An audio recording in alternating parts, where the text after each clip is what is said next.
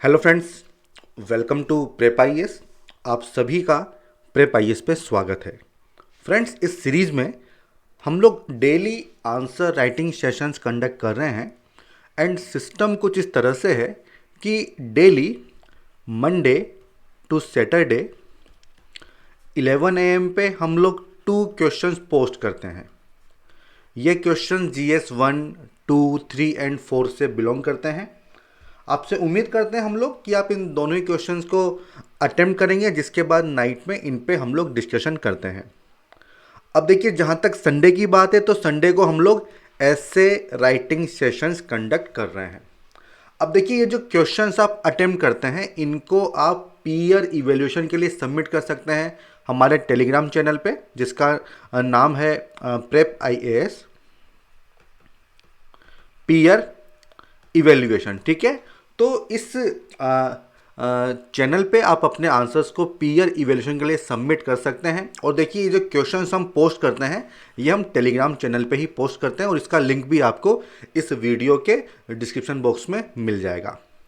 अब देखिए, अगर अभी तक आपने हमारे चैनल को सब्सक्राइब नहीं किया है तो प्लीज़ उसे सब्सक्राइब करें, शेयर करें, फॉरवर्ड करें, ताकि मैक्सिमम लोग हमारे इस इनिशिएटिव से जुड़ सकें। और अगर आपको हमारे सेशंस पसंद आते हो तो इन्हें लाइक करना न भूलें।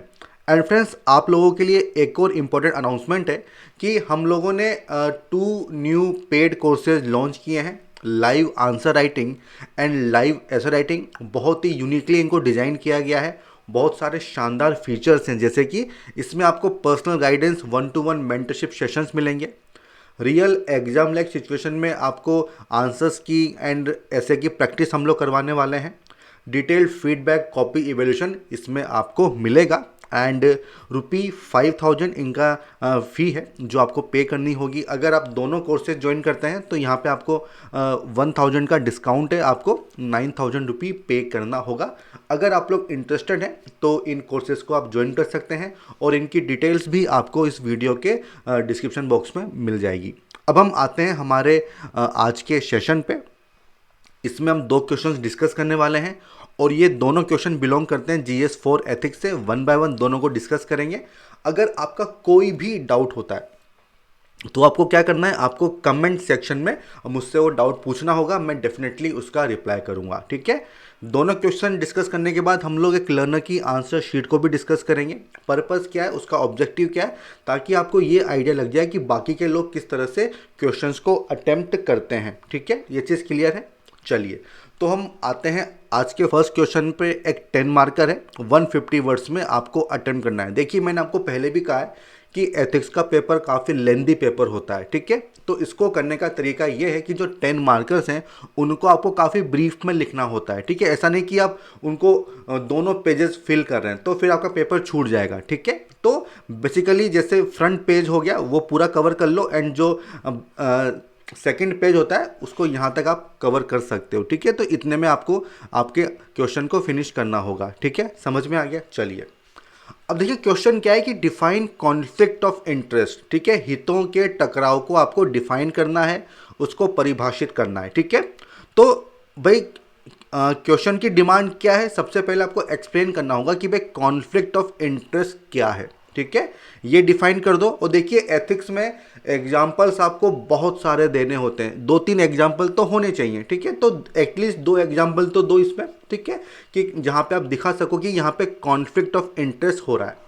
Suggest suitable measures to resolve conflict of interest in public service. Second part क्या है, आपको कुछ सॉल्यूशंस बताने होंगे। ठीक है, तो अगर हम इसके स्ट्रक्चर की बात करें तो सबसे पहले आप इंट्रोड्यूस करेंगे।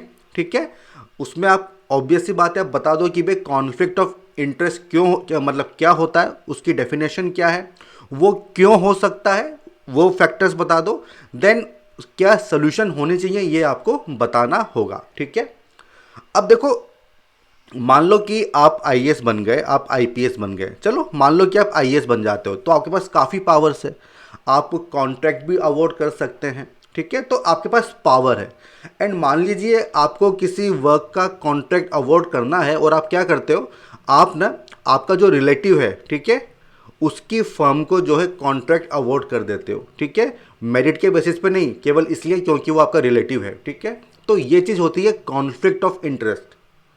अभी रिसेंटली केस हुआ था जो सुप्रीम कोर्ट के हमारे फॉर्मर सीजेआई थे, उनके ऊपर एलिगेशंस लगी थी और उसमें वो जो केस था उसकी सुनवाई वो खुद ही कर रहे थे। तो ये भी तो एक कॉन्फ्लिक्ट ऑफ इंटरेस्ट है ना भाई, जिस केस में आप खुद इन्वॉल्व हो, आप उसी में आप जज बन के बैठे हो, ठीक है, तो ये चीज़ तो सही नहीं है ना। तो this is conflict of interest, ये चीज़ समझ में आ गई, ठीक है। तो इस तरह से आपको यहाँ पे एग्जाम्पल्स देने होंगे, ठीक है, कॉन्फ्लिक्ट ऑफ इंटरेस्ट के, समझ में आ गया।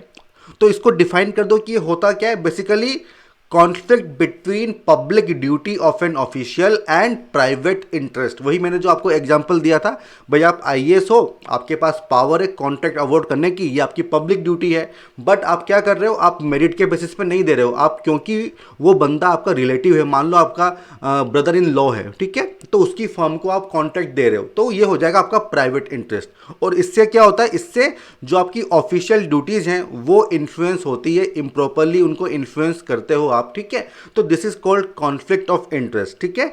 तो डिफाइन कर दो और आपको यहाँ पे एक दो एग्जाम्पल भी देने होंगे, इस बात का आपको ध्यान रखना होगा। दो एग्जाम्पल मैंने आपको यहाँ पे बता दिए, और भी काफ़ी तरह के एग्जाम्पल्स यहाँ पे हो सकते हैं, ठीक है। अब देखो ये कॉन्फ्लिक्ट ऑफ इंटरेस्ट कब अराइज होता है, जब बेसिकली कॉन्फ्लिक्ट है किस में, आपके पर्सनल इंटरेस्ट में एंड प्रोफेशनल पोजीशन में। इसका एग्जांपल मैंने आपको दे दिया कॉन्ट्रैक्ट वाला। या फिर ऐसा भी हो सकता है कि when a person has position of authority, हमने जज वाली बात की थी, मान लो कोई जज है, उसके पास अथॉरिटी है, ठीक है, अब उसके पास कोई एक ऐसा केस आता है जिसमें मान लो कोई दूसरी ऑर्गेनाइजेशन इन्वॉल्व है एंड उसमें उसके भी इंटरेस्ट हो, मान लो कोई रिलेटिव है जो उसमें काम करता है, ऐसा भी हो सकता है, ठीक है। मान लो कि जैसे सीबीआई है, आपके ऊपर जांच चल रही है और उसी का केस आपके सामने है, ठीक है, तो फिर ये हो जाएगा कॉन्फ्लिक्ट ऑफ इंटरेस्ट, समझ में आ गया। और इससे होता क्या है, इससे बेसिकली करप्शन हमें देखने को मिलता है। मान लो वो जो आईएएस ऑफिसर था जिसने मेरिट को साइड में रख के केवल कि वो आपके ब्रदर इन लॉ हैं उनको कॉन्ट्रैक्ट दे दिया, अब वो क्या करेगा, ब्रदर इन लॉ कुछ गिफ्ट तो देगा ना, ठीक है, कुछ पैसा वगैरह खिलाएगा सही, ठीक है, तो दिस इज करप्शन। तो इससे करप्शन को आप प्रमोट करते हो, ठीक है। तो basically a public servant must always avoid conflict of interest, ठीक है, हमेशा इसको अवॉइड करना चाहिए। क्यों, क्योंकि इसमें जो पब्लिक ट्रस्ट है फिर वो खत्म होता चला जाता है, ठीक है, पब्लिक ट्रस्ट जो है वो खत्म होता चला जाता है। ये बात समझ में आ गई आपको। अब इसके बाद आपको बताना होगा कि भाई इसको रिजोल्व कैसे करें, ठीक है। तो भाई देखो, सबसे पहली बात तो ये कि जब भी कोई ऐसा केस आता है जहां पे आपका कॉन्फ्लिक्ट ऑफ इंटरेस्ट है, तो आप उसको पहले ही बता दो, ठीक है, कि भाई ये जो काम जो है इसमें मेरा कॉन्फ्लिक्ट ऑफ इंटरेस्ट है, मैं अपने आप को इससे हटा लेता हूं, ठीक है। जैसे जजेज जो होते हैं वो अपने आप को उन केसेस से हटा लेते हैं, रिक्यूज कर लेते हैं, ठीक है। तो एक तो ये चीज हो गई। दूसरी बात कोडिफाइंग, इसको आप ये भी कह सकते हो कि कोडिफाई कर दो ना कि भाई इसमें मेरा कॉन्फ्लिक्ट ऑफ इंटरेस्ट है, समझ में आ गया। देन लेजिस्लेशन, ठीक है, इस पे एक्ट भी बना देना चाहिए, ठीक है, कि भाई अगर कॉन्फ्लिक्ट ऑफ इंटरेस्ट है तो उसको पहले से बता दो, नहीं बताओगे तो पनिशमेंट मिलेगी, ठीक है, क्योंकि पब्लिक ट्रस्ट का यहाँ पे जो है वो कम होता चला जा रहा है। देन कूलिंग ऑफ पीरियड, देखिए बहुत सी बार क्या होता है ना कि जो पब्लिक सर्वेंट हैं आफ्टर रिटायरमेंट वो प्राइवेट सेक्टर में जॉब कर लेते हैं, ठीक है, तो यहाँ पे ऐसा हो सकता है कि ड्यूरिंग देयर सर्विस वो उस जो ऑर्गेनाइजेशन है उसको कुछ बेनिफिट पहुंचाएं, तो इसलिए कूलिंग ऑफ पीरियड बहुत ज़रूरी है। जब आप रिटायर हो रहे हो तो 4 से 5 साल का गैप होना चाहिए कि उस गैप में आप जो है किसी भी फर्म को ज्वाइन नहीं कर सकते हो, ठीक है, तो इस तरह से आप बात कर सकते हो। देन कल्चर ऑफ ट्रांसपेरेंसी, जो भी डिसीजन लिया गया है वो किस बेसिस पे लिया गया है वो पूरा ओपन होना चाहिए, पब्लिक के सामने होना चाहिए, ताकि अगर आपका कोई कॉन्फ्लिक्ट ऑफ इंटरेस्ट है तो वो पता चल जाएगा। अगर आपने फेवर किया है, ठीक है, किस तरह का बायसनेस है तो वो हमें पता चल जाएगी, ठीक है। देन ओवरसाइट, ठीक है, जैसे मीडिया हो गया, कुछ एनजीओ वगैरह हो सकती हैं, ठीक है, कुछ कमिटीज़ वगैरह हो सकती हैं, तो इनको जिम्मेदारी देनी चाहिए कि आप इस चीज़ का ध्यान रखो कि भाई क्या कहीं पे कॉन्फ्लिक्ट ऑफ इंटरेस्ट देखने को मिल रहा है क्या, ठीक है। तो ये सारे कॉन्फ्लिक्ट ऑफ इंटरेस्ट रिजोल्व करने के तरीके हो सकते हैं जो आपको यहाँ पे मेंशन करने होंगे, समझ में आ गया। तो एग्जाम्पल्स दो, ठीक है, और फिर आपको सारे पॉइंट्स यहाँ पे मेंशन करने होंगे। अब आपको कंक्लूड करना है तो एक लॉन्ग टर्म सोल्यूशन दे दो कि भाई स्ट्रिक्ट लीगल फ्रेमवर्क होना चाहिए कि भाई अगर कोई भी पब्लिक इंटरेस्ट को कॉम्प्रोमाइज करता है तो भाई उसके खिलाफ जो है स्ट्रिक्ट कार्रवाई होगी, उसको पनिशमेंट दी जाएगी, ठीक है। तो इस तरह से आप यहाँ पे कंक्लूड कर सकते हो कि लॉन्ग टर्म सोल्यूशन क्या है कि एक तरह का लीगल फ्रेमवर्क यहाँ पे होना चाहिए ताकि कोई भी जो है इसका गलत फायदा न उठा सके। समझ में आ गया? तो ये फर्स्ट क्वेश्चन है, देखिए काफी ब्रीफ में आपको इसको लिखना होगा ना, ठीक है। अब आता है सेकंड क्वेश्चन, इसको देख लेते हैं। ये क्वेश्चन भी एक 10 मार्कर है, 150 वर्ड्स में आपको इसको अटेम्प्ट करना है। देखिए क्वेश्चन क्या है, और ये जो क्वेश्चन है ये यूपीएससी ने पूछा था 2019 में, अगर मैं सही हूं तो, ठीक है। 2019 में क्वेश्चन पूछा गया था। क्या क्वेश्चन है? What is meant by crisis of conscience, ठीक है। विवेक के संकट से आप क्या समझते हो? How does it manifest it self in the public domain, इसका मैनिफेस्टेशन आपको पब्लिक डोमेन में बताना होगा, ठीक है। तो काफ़ी आसान सा क्वेश्चन है। इसके डिफरेंट पार्ट्स क्या हो जाएंगे? आपको क्राइसिस ऑफ कंसाइंस समझाना होगा। अब देखो यहाँ पे कंसाइंस भी एक इंपॉर्टेंट वर्ड है, तो कंसाइंस को भी बता दो कि ये होता क्या है, विवेक का मतलब क्या होता है। देन उसके बाद क्राइसिस ऑफ कंसाइंस क्या होता है ये बता दो। देन उसका मैनिफेस्टेशन आपको बताना होगा एंड अल्टीमेटली आपको कंक्लूड करना होगा। तो ये इसका स्ट्रक्चर हो जाएगा। सबसे पहले इंट्रोड्यूस कर दो, इसमें बता दो कि कंसाइंस क्या होता है, क्राइसिस ऑफ कंसाइंस क्या होता है, देन इसका मैनिफेस्टेशन किस तरह से होता है एंड फिर आपको कंक्लूड करना होगा, ठीक है। तो भाई कंसाइंस का मतलब क्या होता है? बेसिकली जब भी आप कोई काम करते हो तो आपके अंदर से एक आवाज़ आती है, ठीक है। Voice in your head, feeling in your heart कि भाई ये काम सही है कि गलत है, इसी को बोलते हैं कंसाइंस। देखिए मान लो आप आईपीएस बन जाते हो, आप एसपी बन जाते हो ना किसी डिस्ट्रिक्ट में, ठीक है। और आप एक मेडिकल शॉप पे जाते हो, ठीक है। और आपके सामने क्या होता है, एक लड़का वहाँ पे आता है और दवाई चोरी करके भाग जाता है, ठीक है। तो भाई चोरी तो चोरी है, तो उसको तो पनिशमेंट मिलनी चाहिए, बट लोग उसको पकड़ लेते हैं, थोड़ा बहुत मारपीट भी हो जाती है। आप वहाँ पे पहुँचते हो तो पता चलता है कि उसके मदर या फादर काफ़ी बीमार हैं, बहुत गरीब लोग हैं, अफोर्ड नहीं कर सकते, तो इसलिए वो मेडिसिन लेके भाग रहा था। तब आप क्या करोगे? तब आपके अंदर से आवाज़ आएगी कि यार चलो ठीक है छोड़ दो इसको यार, ठीक है, ठीक है, क्योंकि गरीब आदमी है, ज़रूरत है तो ठीक है छोड़ दो। तो ये होता है कंसाइंस। आप उसको पनिशमेंट नहीं दोगे बल्कि उसकी उल्टा हेल्प और करोगे कि यार ये पैसा कुछ और ले ले अगर तुम्हें ज़रूरत है तो, ताकि जो ट्रीटमेंट सही से हो जाए। दिस इज कंसाइंस, ठीक है। अब देखो क्राइसिस ऑफ कंसाइंस क्या होता है, तो ये चीज़ अब आपको बतानी होगी, ठीक है। एक तरह की सिचुएशन है इन विच समवन फील्स वरीड और uncomfortable because they have done something which they think is wrong. देखो कभी कभी आप ऐसा एक्शन ले लेते हो जो आपको ऐसा लगता है कि वो गलत है, ठीक है। तो वो जो सिचुएशन होती है उसको बोला जाता है क्राइसिस ऑफ कंसाइंस, ठीक है। क्राइसिस ऑफ कंसाइंस मैं आपको एग्जांपल देता हूं। देखो मान लो कि किसी एरिया में फ्लड आ गई, मान लो बिहार का कोई एरिया है जहां पे फ्लड आ गई, वहां पे आम बात है फ्लड आना, और वहां पे फ्लड रिलीफ वर्क चल रहा है, ठीक है। जिन लोगों को नुकसान हुआ है उनको कुछ मुआवजा वगैरह दिया जाएगा। अब वहां पे कंडीशन ये है कि भाई आपको डॉक्यूमेंट सबमिट करने होंगे, तभी जो है आपको रिलीफ वर्क जो है, आपको जो रिलीफ है वो दिया जाएगा। और ये जिम्मेदारी मान लो आपके ऊपर है, आप मान लो आईएएस है वहां पे। अब एक फैमिली आपके पास ऐसी आती है जो जेन्युइनली आपको लगता है कि इनका नुकसान हुआ है, बट उनके जितने भी डॉक्यूमेंट्स थे वो सब फ्लड में बह गए, उनके पास कोई प्रूफ ही नहीं है, ठीक है। तो अगर देखा जाए तो वो जो बेनिफिट है उनको डिनाई आप कर देते हो, ठीक है। बट ऐसा करने के बाद क्या आपको रात में नींद आएगी सही से? डेफिनेटली नहीं आएगी, क्योंकि जो आपका कंसाइंस है वो आपको सोने नहीं देगा कि यार तुमने गलत काम किया है, ठीक है। तो this is crisis of conscience. तो इसको आपको यहाँ पे एक्सप्लेन करना होगा, एग्जाम्पल दे दो, ठीक है। Dilemma of being ethically unfair और wrong in the decision making process, ये मैंने आपको एक्सप्लेन कर दिया, ठीक है। अब देखो इसका मैनिफेस्टेशन क्या होता है। जैसा कि मैंने आपको कहा कि आपको रात में नींद नहीं आएगी, ठीक है। तो भाई ऐसे डिसीजन क्यों लिए जाते हैं? कभी कभी ऐसा होता है कि आपके ऊपर पॉलिटिकल प्रेशर है, ठीक है। जो आपके सीनियर है उनका आपके ऊपर प्रेशर है, ठीक है, क्योंकि काफ़ी कुछ पावर्स आपके पास हैं, आप कुछ भी कर सकते हो। बट अगर ऊपर से प्रेशर आएगा तो फिर आपको उस डायरेक्शन में एक्ट करना होता है, ठीक है। Then tussle between ethics and law, जो मैंने आपको एग्जाम्पल दिया था वो फ्लड वाला, उसमें आप क्लियरली समझ सकते हो कि किस तरह से एक तरह का डिलेमा यहाँ पे क्रिएट हो रहा है between ethics and law. Law क्या बोलता है कि डॉक्यूमेंट्स नेसेसरी हैं, बट एथिक्स क्या बोलेंगे कि भाई उनको कुछ बेनिफिट दे दो, ठीक है। तो इसका मैनिफेस्टेशन क्या होगा कि आप जो है अपनी मिस्टेक्स को समझोगे, उसको रियलाइज करोगे और उसको रेक्टिफाई करने की कोशिश करोगे। आप क्या करोगे? उस फैमिली को बुलाओगे, कुछ दूसरे तरीके से उसको हेल्प करने की कोशिश करोगे, या फिर किसी एनजीओ के थ्रू उनको हेल्प करवा दोगे, ठीक है, ताकि उनकी हेल्प हो जाए। भाई गांधी जी चोरी चोरा इंसिडेंट हुआ, ठीक है, तो बेसिकली नॉन वायलेंस की बात होती थी, वहां पे वायलेंस हो गई तो पूरा मूवमेंट ही विड्रॉ कर लिया। क्यों? क्योंकि जो गलती थी उसको रेक्टिफाई किया गया, ठीक है। तो ये होता है मैनिफेस्टेशन की, जो भी मिस्टेक्स हैं आप उसको रियलाइज कर रहे हो, उसको रेक्टिफाई करने की कोशिश आप यहां पे कर रहे हो, दिस इज मैनिफेस्टेशन, ठीक है। तो ये सारे पॉइंट आपको यहां पे लिखने होंगे, ठीक है, ये सारे पॉइंट आपको यहां पे लिखने होंगे।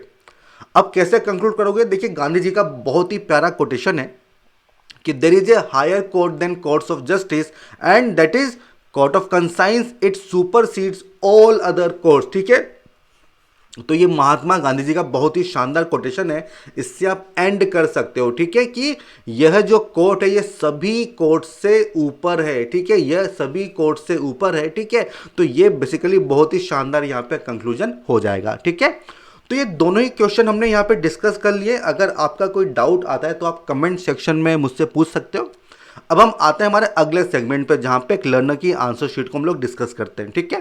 तो ये फर्स्ट क्वेश्चन है कॉन्फ्लिक्ट ऑफ इंटरेस्ट का। इन्होंने क्या बताया कि इसको डिफाइन किया है कि it refers to a situation where a person or an organization is involve in multiple interest and serving one can affect other. देखो ये डेफिनेशन आपकी ठीक है, बट यहां पे ना आपको पब्लिक सर्विस, पब्लिक सर्वेंट के पर्सपेक्टिव से यहां पे लिखना होगा, ठीक है। तो वो इस क्वेश्चन की मेन डिमांड है। आप इन जनरल यहां पे बात कर रहे हो, जबकि क्वेश्चन में स्पेसिफिकली आपसे पूछा गया है, ठीक है। तो पब्लिक सर्वेंट के पॉइंट ऑफ व्यू से कॉन्फ्लिक्ट ऑफ इंटरेस्ट क्या है ये आपको यहां पे एक्सप्लेन करना होगा। फिर आपने क्या कहा है, in such case the action of person is perceive to be bias. ये पॉइंट आपका ठीक है, बायसनेस, फेवरेटिज्म यहां पे आ सकता है। इन अ कोर्ट अ जज is hearing such a case where his family is involve. एकदम सही बात है, बहुत ही अच्छा आपने यहाँ पे एग्जाम्पल दिया है। तो बेसिकली आप इसके आगे और लिखो कि यहाँ पे चांसेस हैं कि बायसनेस हो सकता है। जो जज है वो हो सकता है कि मेरिट के बेसिस पे डिसाइड ना करे, बट यहाँ पे फेवर करे फैमिली मेंबर्स को। तो थोड़ा सा और आपको इसको एक्सटेंड करना चाहिए। Then conflict of interest in public service, ये क्वेश्चन की डिमांड है जो आपने यहां पे मेंशन की है। आप क्या लिख रहे हो कि public servant is also one among us. भाई इसकी क्या मतलब है? कोई जरूरत नहीं थी लिखने की। He also have friend, family etcetera, so there are many instances where has, देखो अब इसको थोड़ा सही, दो बार हैज मत लिखो, cases where his interested parties are involve. देखो भाई थोड़ी ग्रामर सही करो, और इसका कोई मतलब नहीं है लिखने का ना। भाई आप एग्जाम्पल सही से दे दो ना, ये इतना एक्सप्लेन करने की जरूरत नहीं है, ये बहुत सी जनरल सी चीज़ है। इसकी जगह आपको एग्जाम्पल देने चाहिए थे कि कहाँ कहाँ पे कॉन्फ्लिक्ट ऑफ इंटरेस्ट जो है पब्लिक सर्विस में हो सकता है। आप कॉन्ट्रैक्ट अवॉर्ड करने की बात कर सकते हो, काफ़ी कुछ है, ठीक है। या फिर हो सकता है भाई आप आईएएस हो और आपको किसी को अपॉइंट करना है, आपके पास पावर है, किसी को नौकरी दिलवानी है, तो आप मेरिट के बेसिस पर नहीं, बल्कि जो आपका कोई स्कूल का दोस्त था उसके भाई को आपने नौकरी दिलवा दी, ठीक है। तो this is conflict of interest. तो इस तरह से आपको यहाँ पे एग्जाम्पल देने चाहिए थे। आपने पॉलिटिकल लीडर्स की बात की है, थोड़ा सा ना स्पेलिंग एक बार देख लो। Huge contact in society, so allocation of project benefits etcetera, in such cases their individual action become unreliable. देखो यार इसका भी मतलब नहीं है कुछ लिखने का ना, आप बेसिकली आपको एग्जाम्पल थोड़े अच्छे दो, ठीक है। आप जनरल बातें कर रहे हो, स्पेसिफिकली आपको एग्जाम्पल यहाँ पे देना चाहिए। कहाँ कहाँ पे कॉन्फ्लिक्ट ऑफ इंटरेस्ट देखने को मिलता है, कब कब देखने को मिलता है, वो सारी बातें आपको यहाँ पे करनी चाहिए थी। Then avoid conflict of interest, देखो ये आपकी हेडिंग सही नहीं है, अवॉइड नहीं कहा गया है, कैसे रिजोल्व करोगे तो वो चीज़ यहाँ पे आनी चाहिए। Try not to indulge in situation where interested parties are involve, ठीक है। तो बेसिकली जो पब्लिक सर्वेंट है उसको इन्वॉल्व नहीं होना चाहिए। In public service don't accept gift or special service from private individual, ठीक है। इवन पोटेंशियल कॉन्फ्लिक्ट को भी अवॉइड करना चाहिए। तो देखिए आप यहां पे क्या बात कर रहे हो कि जो पब्लिक सर्वेंट है उससे क्या एक्सपेक्टेशन है, बट क्या उससे आप रिजोल्व कर लोगे? क्या डेफिनेटली नहीं करोगे, ठीक है। तो समझो क्वेश्चन की डिमांड को कि आपने एक ही पॉइंट ऑफ व्यू को समझाने के लिए चार अलग अलग पॉइंट लिख दिए कि भाई जो पब्लिक सर्वेंट है उसको क्या करना चाहिए, जबकि आपको यहाँ पे और भी बात करनी चाहिए थी। आप लेजिस्लेशन की बात कर सकते थे, पनिशमेंट की बात कर सकते थे, आप यहाँ पे कोडिफिकेशन की बात कर सकते थे। तो वो सारे पॉइंट आपने यहाँ पे मिस कर दिए, एक ही पॉइंट को आपने अलग अलग तरीके से चार बार लिख दिया, ठीक है। तो इस वजह से आपको मार्क्स कम मिलेंगे, ठीक है। मैंने मार्क्स ऑलरेडी यहाँ पे दे भी दिए हैं, आपको आइडिया भी लग जाएगा। Then in every situation conflict of interest must be avoided else action of individual become unreliable. ये देखो ये ऑलरेडी पॉइंट आप लिख चुके हो ना, तो इसको फिर से क्यों रिपीट कर रहे हो, ठीक है। तो ये जो आपका कंक्लूजन है ये भी सही नहीं है। आप समझ गए ना, आपने जनरल पॉइंट काफी सारे लिखे हैं बट स्पेसिफिक पॉइंट आपने नहीं लिखे, इस वजह से आपको कम मार्क्स मिले, 2.5 मार्क्स आपको मिले। देखिए मार्क्स पे इतना ध्यान मत दो, ठीक है। बेसिकली जो मिस्टेक्स आपने की है उसको दूर करने पे आपका फोकस होना चाहिए, ठीक है। आपको एक तो एग्जाम्पल्स अच्छे देने होंगे, कंटेंट को एनरिच करना होगा, स्पेसिफिक पॉइंट लिखो। और देखो वर्ड लिमिट आपने क्रॉस कर दी है, ठीक है। एथिक्स के हिसाब से आपने काफी लंबा आंसर लिखा है, तो इसको थोड़ा सा ब्रीफ में लिखने की आपको कोशिश करनी होगी। और जनरल पॉइंट मत लिखो, स्पेसिफिक पॉइंट आपको लिखने चाहिए, ठीक है। अब आते हैं सेकंड क्वेश्चन पे, और यह क्राइसिस ऑफ कॉन्साइंस। इन्होंने क्या लिखा है कि crisis of conscience is a state of confusion, ठीक है। अब देखो कंफ्यूजन, ठीक है, where in inner voice is ignored. देखो मतलब डेफिनेशन आपकी ठीक है बट और अच्छी हो सकती थी ना, और अच्छे से एक्सप्लेन करो। मीन्स आप डिसाइड नहीं कर पा रहे हो कि क्या चीज़ सही है क्या चीज़ गलत है ना। क्राइसिस ऑफ कंसाइंस, तो वो सब चीज़ें यहाँ पे आनी चाहिए। थोड़ा सा कंसाइंस के बारे में बता दो। Whether to help accident victim or not when already late for interview, ठीक।